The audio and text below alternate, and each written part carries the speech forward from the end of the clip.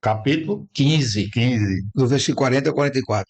Mas começa mais cedo, quando diz assim: me perguntam como será a ressurreição dos mortos e com que corpo volta. Por que com que o corpo volta? A pergunta. Porque tinha vários corpos. Exato. Se vai haver uma ressurreição e você acha que ela é física, se você é reencarnacionista, quem é que vai voltar? É o Celestino baixinho aqui, ou o Celestino que foi antes, que vem depois como mulher, ou Antonieta não sei onde, Marieta não sei onde? É, Quem é que volta? Aí Paulo diz assim: insensato, para não dizer assim, burro. Há um corpo material, um corpo espiritual. Vocês não leram Moisés, não? O que ressuscita é o corpo espiritual. Então, o que foi visto de Jesus depois da tumba foi o perispírito. Esse volta. E Paulo dá no seu, olha, premiado na corrupção, ressuscita glorioso, na tristeza, ressuscita alegre. Semeado corpo animal, ressuscita corpo espiritual. Esse povo não lê Paulo, não? Esse povo não lê. Agora vamos esquecer Paulo, vamos para Malaquias 3. Eis que vos enviarei o profeta Elias antes que venha o grande e temível dia do Senhor. Elias viveu 850 anos antes de Cristo. Malaquias veio muito depois. Como é que Elias podia voltar se ele já estava morto? Porque as pessoas dizem assim: não, mas ele foi, não morreu, foi arrebatado. Olha, Paulo também diz: carne e sangue não é do reino dos céus, é só o Espírito. Então Elias não foi para lá.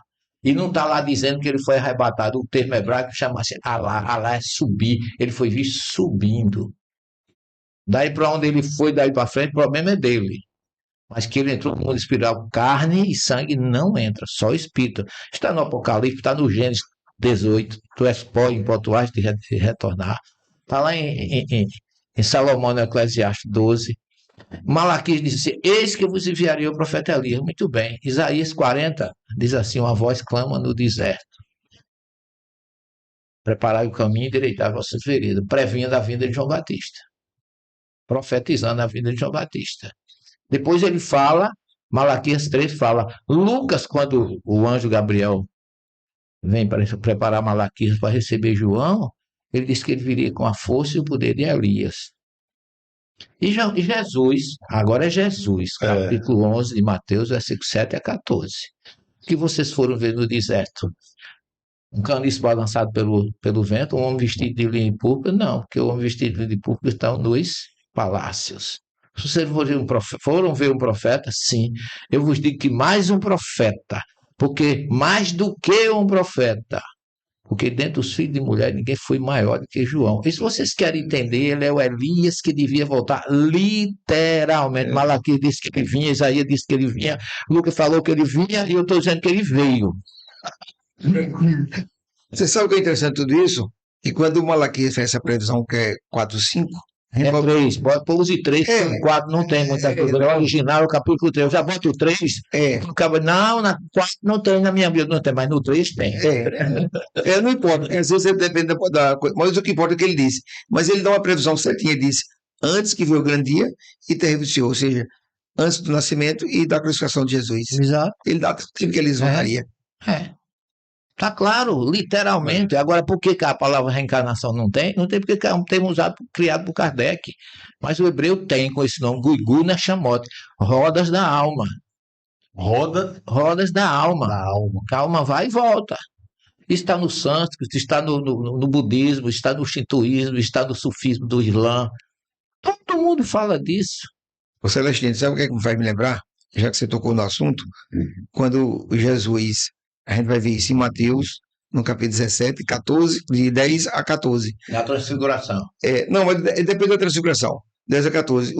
Pergunta, dizem que os escribas dizem que é mistério, que Elias vinha primeiro, já veio, fizeram tudo que quiseram com ele, assim farão também para ser o filho do homem. Os próprios discípulos disseram, entenderam que tratava de João Batista. Mas antes de Jesus dizer isso, ele diz uma coisa que ninguém presta atenção. Veio e nem reconheceram. Não. Isso aí todo mundo sabe. Eu já tinha visto, né? Mas ele diz assim, Elias virá para restaurar todas as coisas. Exatamente. O que é que ele diz do Consolador? Quando ele vier, ele vai lembrar tudo que eu disse, ensinar coisas novas. Elias é um espírito que está com Jesus desde a criação do planeta. Tem uma obra judaica chamada Meachearim, Portões da Alma, que fala de todas as encarnações. de Elias. Não de todos, não Ah, é só de sim. Elias, não. Assim. Agora, Elias está com Jesus desde o início. Jesus, quando recebe a missão de cuidar do planeta das mãos de Deus, ele narra em João 17,5, na sua última oração. Pai, chegou a minha hora, honra teu filho com a honra que eu tinha quando eu me encontrava contigo antes da criação dos céus e da terra. Então, Emmanuel diz em A Caminho da Luz que ele já se encontrava com Jesus, com Deus, e ele confirma isso em João 17. Então, Jesus já assistiu à criação do planeta com Deus. Ele assumiu lei desde o início. E ele criou um projeto para transformar o planeta de expiações e provas num planeta de regeneração. Agora, respondendo a tua pergunta, quando ele diz assim, todo mundo diz, Jesus vai voltar. Jesus diz como vai ser a volta dele. Jesus vai dizer, ele narra como vai ser a volta dele, lá em Mateus 25, 31 a 46.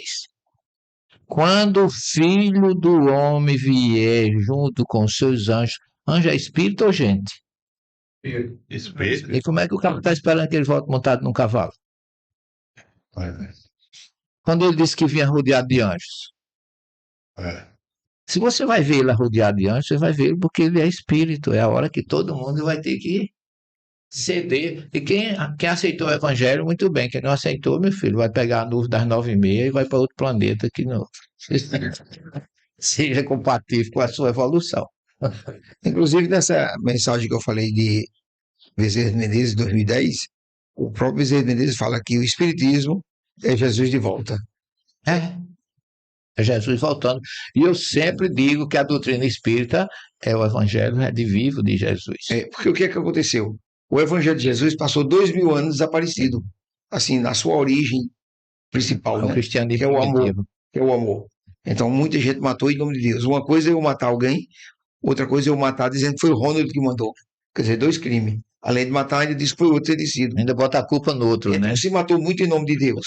Nesse período, praticamente é como se Jesus deixasse de aparecer. E o Espiritismo trouxe Jesus de volta. Então, essa volta de segunda volta de Jesus é exatamente a volta dos ensinamentos de Jesus na sua pureza. Essa é a impressão que eu tenho. Kardec diz no evangelho que tudo que Jesus falou a respeito do Consolador cabe muito bem na doutrina espírita. Sim. Se enquadra perfeitamente nos postulados da doutrina espírita. Eu tenho uma pergunta aqui para vocês. O espírito do mal é que é uma figura que tem poder antidivino contra Deus, né? Conforme aceito em muitas religiões. Ele tem lugar na precipitação desses acontecimentos de finais de tempos agora? Não, olha, o Deuteronômio capítulo 30, ele diz assim: eis que eu coloquei diante de ti os 2 caminhos, o caminho do bem e o caminho do mal. Se seguires o bem, colherás o bem. Se seguires o mal, colherás o mal. Então, Deus não criou o mal. Ele criou o homem, deu livre-arbítrio ao homem para a escolha. O grande problema da humanidade não é o uso das coisas, é o abuso. Porque se você usa tudo bem, não haverá consequência. Se você dorme mal, vive tomando cachaça, com todo respeito para quem gosta, eu não gosto, graças a Deus. E você vive intoxicando o seu organismo, você quer colher o quê? Doença, né? Então a opção é sua. Agora, essa questão de, se você perguntar a qualquer rabino, Satanás existe, ele vai sorrir na sua cara. Ele vai o quê? Sorrir. Ah, sim. Porque ele vai perguntar assim: você é monoteísta ou politeísta? Você acredita num Deus único? Acreditar em Satanás é ser politeísta. Tem o Deus do bem e o Deus do mal. Deus é único.